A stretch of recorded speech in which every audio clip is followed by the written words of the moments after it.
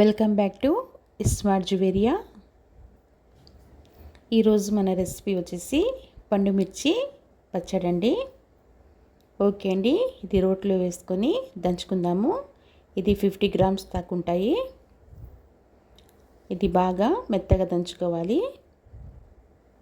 దీంట్లో మనము చింతపండు వేయకుండా చింత తొక్కుని వేసి పచ్చడి చేసుకుందాము. చాలా టేస్టీగా ఉంటుంది.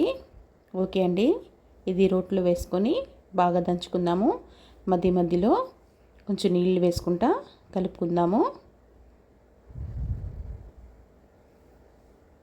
వేడి నీళ్ళు వేసుకోవాలండి. అప్పుడే మనకి పచ్చడి అనేది ఒక 4 రోజులు ఉంటుంది. ఇలా కలుపుకోవాలండి. పచ్చడి రోట్లో వేసినప్పుడు దంచకూడదు, దంచితే మీదకి పడుతుంది. ఓకే అండి, ఇదైతే రెడీ అయిపోయింది.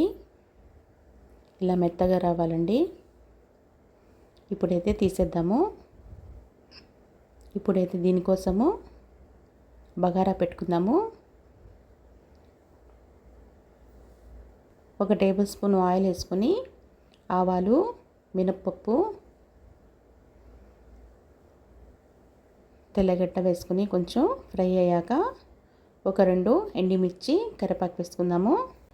ఫ్రై అయ్యాక ఈ పచ్చడి అనేది దీంట్లో వేసేసి 2 నిమిషాలు వేగిన తర్వాత